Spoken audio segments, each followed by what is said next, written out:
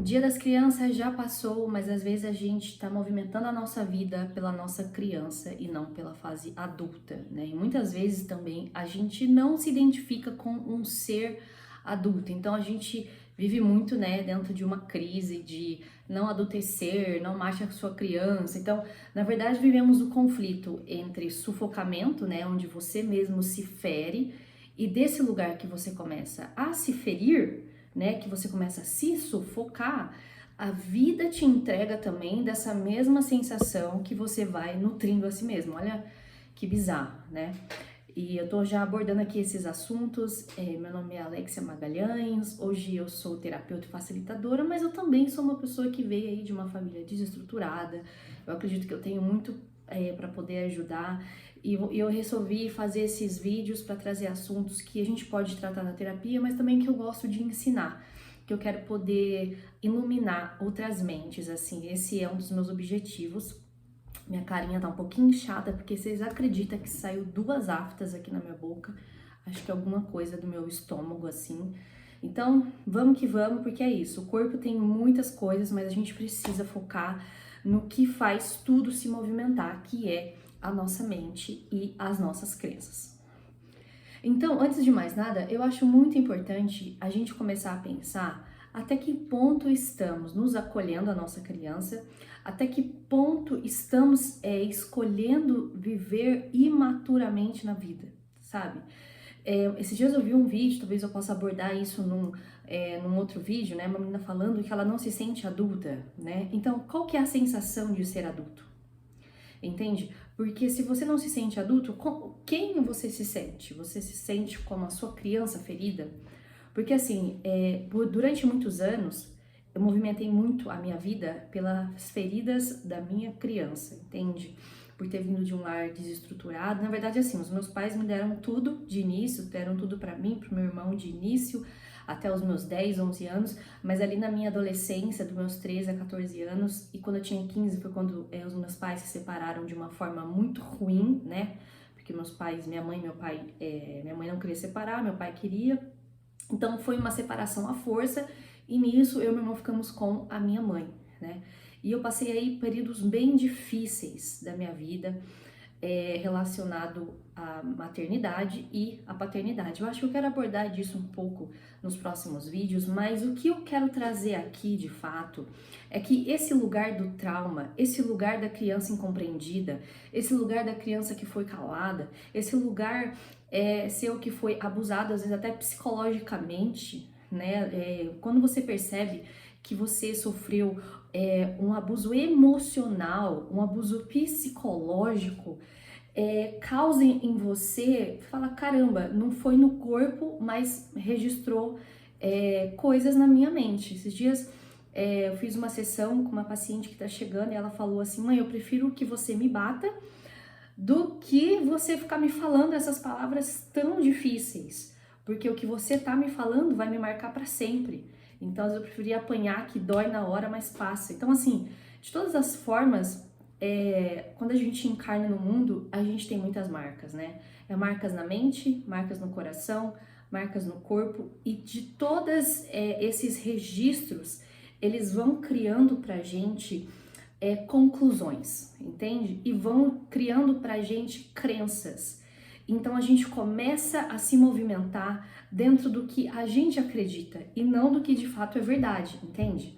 Então por isso que eu costumo dizer, e acho que outras pessoas já dizem também, que não adianta você pensar positivo, pensar diferente, entende? Você precisa entender qual é a sua crença, porque no final das contas, por mais que você chegue assim e fique tentando meditar e falando, não, hoje vai ser bom, eu amo meu emprego, para de mentir para si mesmo, porque o que tá vibrando não é o seu pensamento positivo, entende? O que tá vibrando é a sua crença, o que tá vibrando é a sua sensação interna no mundo.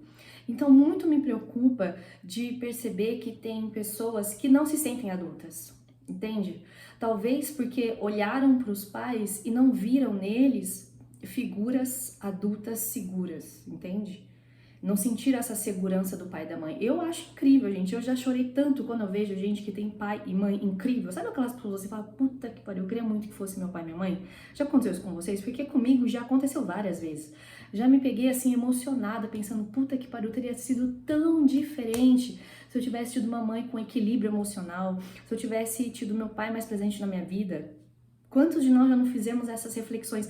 Só que movimentar a vida a partir desse lugar não vai te levar para o lugar que você quer. Na verdade, vai te colocar em ciclos tóxicos, vai te colocar em vibrações parecidas com essa frustração que você tem com o seu pai e com a sua mãe. Vocês acreditam nesse bagulho? Então, assim, ó, nós somos um ser extremamente poderoso, extremamente co-criador. Nós somos feitos à medida do amor, a nossa matéria-prima é o amor, só que a gente se esquece disso ao longo da jornada, desde a nossa identificação com os nossos pais, com a nossa história, a história que eles contam pra gente, a gente acredita, aí a gente começa a construir a sua narrativa de me entendo por gente, desde quando me entendo por gente, você constrói a sua própria narrativa desde quando você se entende por gente, com alguns vestígios do seu pai e da sua mãe. Então, é muito curioso pensar que às vezes não é a pessoa adulta que está movimentando a vida, às vezes é só a sua criança. Tem gente que vai se relacionar, a pessoa já tem aí mais de 25 anos, 30 anos, ela aprendeu a sensualizar, porque as crianças hoje já são sensualizadas, né?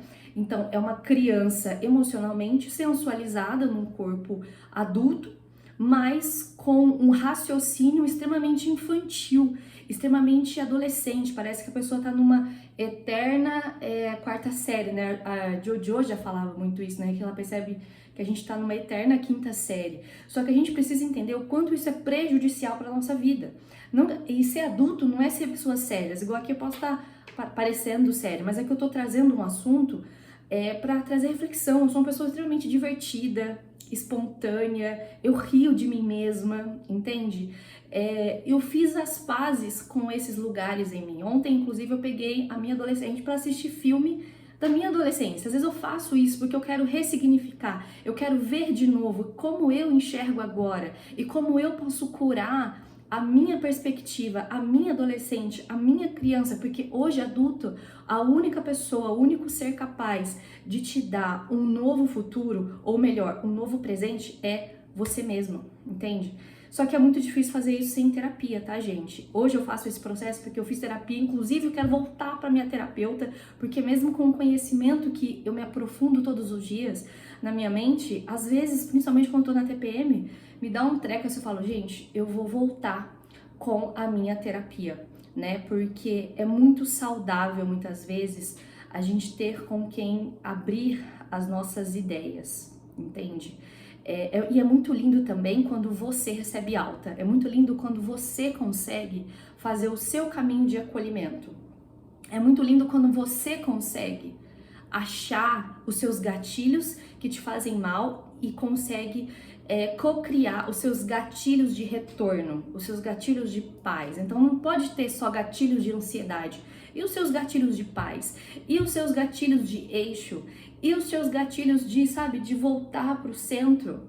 Entende? Isso é uma coisa que a terapia e o autoconhecimento, ele ajuda você a desenvolver, entende? Então, é muito curioso quando eu percebo que tem pessoas que têm dinheiro, isso, aquilo, outro, mas emocionalmente são infantis, entende? O raciocínio é um raciocínio infantil, principalmente quando a gente não acredita que o outro pode nos ensinar, quando você já sabe tudo. Eu acho que essa é a maior barreira do entendimento, a maior barreira do conhecimento e das curas que as pessoas precisam acessar, é compreender que o outro é uma ferramenta útil para você conseguir identificar aonde você está localizado na sua mente. Entendeu? Então é muito fácil ir lá culpar minha mãe, culpar meu pai e blá blá blá justificar. Mas o que eles podem sinalizar para mim? Entende?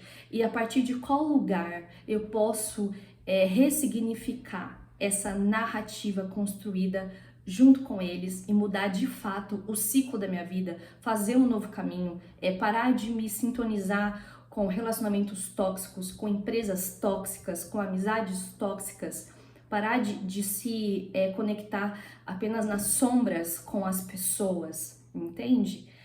Cara, esse aqui é meu primeiro vídeo, eu espero que tenha saltado algumas coisas aí na sua mente e eu vou gravar mais aqui pra gente poder conversar, tá bom? Me aguardem que vai ter vídeos aqui muito mais. Me segue aqui que a gente vai se ver bastante. Se você gostou, me deixa aqui saber, tá bom? Tchau!